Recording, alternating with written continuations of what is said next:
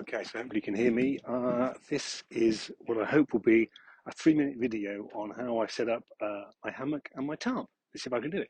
The hammock I'm using is called Solonac. I think it's from Decathlon because it was cheap and available, and I've never tried a hammock before.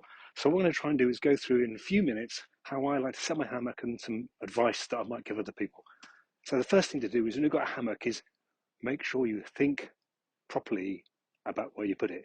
So I always go for up, down, and look around. So up, is there anything in the trees that might fall down?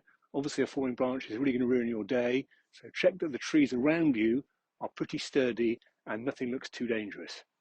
And then look down. There are two things you want to think about here. Firstly, the train, are there any signs of animals that might cause you a lot of unpleasantness at night? Red ants' nests in particular are unpleasant. So firstly, animal life, is there anything here that might be unpleasant? And secondly, are there any brambles or thorns that will puncture you or puncture your sleeping mat or any other part of your equipment? That's also important. And when you've checked up, down, then look around. Is it a safe space? Is it a discreet space? And importantly, are you likely to get covered in a flood or something? If you're in the dip of a valley, that can be very unpleasant. So just look around you, use your common sense to make sure it's a decent place to stop. Secondly, once you've discovered the right place, do you have some trees that are the right distance apart? You need something that's going to hold the whole width, or length rather, of your hammock, plus the ropes at either end to hold it in. So you need to make sure there's a decent space and the trees you've got are decent too. And then finally, make sure you've got space either side of the hammock to get in and out. There's no point having a great space, a great couple of trees, to discover another tree right in your face all night, which you're bumping against and knocking yourself out in the middle of the night. That's not great either. So here's what I do. With this particular hammock comes two lines. I think it's easier these days to put the line across something that's going to keep it upright and not slide down the tree. And I also think it's easiest to thread it through at the maximum extension, so you've got the longest possible line. The carabiner that you'll see here, you can move up and down the line, so the position is not so important, but you can always tighten it. It's rather harder to tighten the end. So get one end in, and you want it about shoulder height, based on the length of the cord you've got. So then I do the same with the other end.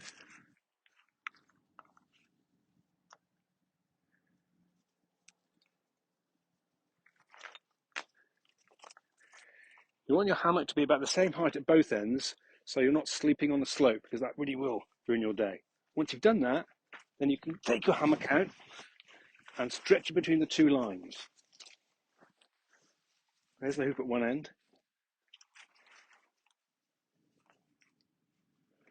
which clips through, and I take it over and I have the hoop at the other end.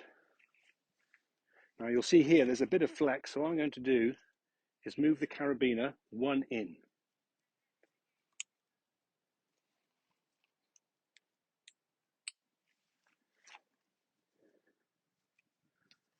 And then you'll need a teeny bit of tension to clip the two on. So that's the hammock up. And the question is it the right height for you? And for this, it's easiest just to understand how you get in it. And here, it looks like I've made it a bit too tall. So I'm going to move it down slightly.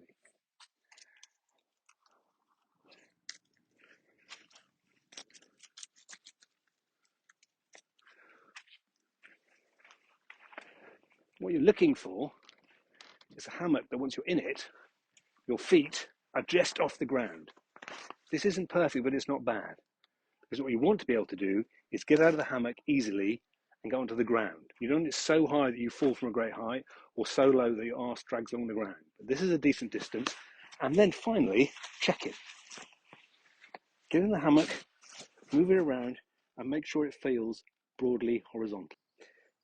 So having got the hammock about right, the right distance off the ground, so my legs don't touch the ground unless I want to stand up, and my arse definitely doesn't scrape along the ground, it's broadly horizontal, and I've got a decent space all around me, I'm happy with that. Then I'm going to try and put on some kind of roof, because it will doubtless rain. Maybe not today, in September, it's rather lovely here, 30 degrees of sunshine, but I know that normally it will rain in the UK somewhere. And what I think is easiest for me to do is to put on the tarp after I've done the hammock. Now, many will say you should put the tarp on first so the hammock is dry, but unless the weather is really terrible, I always find it a lot easier to judge the distances and get it right by doing it this way round. So that's how I've done it for most of the times I've been bikepacking. So what I've done is tied an event hitch on my line at one end around this tree here. And then what I'm going to do is pull the cord back all the way along the ridge line, whoops, maybe a couple of foot over the top of the line I've got, and then wrap it round the other tree. On the other end of the line, I've put together a figure of 8 knot with a bight of rope at the end. And what I'm going to do then is put a prusik line on the hard line I've got through, and then I'm going to put a carabiner on here to link the two together. So I've got a kind of self-tensioning arrangement. Let me just show you what I mean. So here is the prusik loop attached to the other line, and here's the carabiner. And then it's simply a case of clipping the carabiner to the bight loop I've made earlier on. So now here is the guy line, or the ridge line, I guess, put together with the event hitch here, the loop around the other tree, the prusik loop, and the carabiner attaching all together. And that gives us a really solid line on which we can then put our tarp. So now I've put the tarp over the top of my ridge line and guide it out, and I'll show you how I've done that in a couple of moments. But I guess the principle is this. As you can see, it's just tall enough for me to sit up in. I don't need too tall because it'll blow around too much, but I'm only lower than that because it'll be uncomfortable in the night. So I can get in my bed. I can just about touch the ground from here, and I can easily get out and get things moving and get things done. That's how I want to put the tent together. Not too tall, not too low, just right. And also enough space. So over here and over here, everything is dry. So if there is rain, the ridge will be such that the water will cascade off, and none of my kit that I'm going to put beneath me and around me will get wet. I talked a little about guying, and here you'll see I've used a natural anchor point, which is this rather, I hope, sturdy branch. I tend to find the branches better than normally with the tent pegs because they always get tripped over or fall over. So the line goes up here to one corner, and if I tiptoe around the tree, down here I've used a good old-fashioned tent peg, put in at the appropriate degree, so it's 45 degrees, so it's not going to pop out easily, with a guy line over here, linked with a carabiner. It's a small lightweight one because there's so much easier than fiddling around with other things.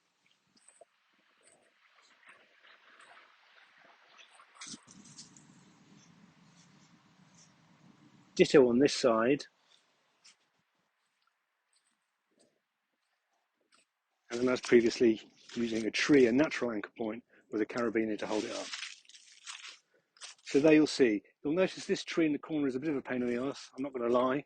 That wouldn't be ideal, but importantly, there's still enough space inside to put all my kit. That will be irritating and it'll get in the way, but it's not too detrimental. And sometimes you have to make a compromise, and that's the kind of compromise I've been making. The one thing I would say is that sometimes I do anchor it using the lines you can see through the middle of the tarp to hold it on. And I think that's probably better for the tarp in the long term. And then you need to make sure that you use these points and anchor it against the line. Again, a clip, a prusik loop would do well, just so you've got tension all the way along.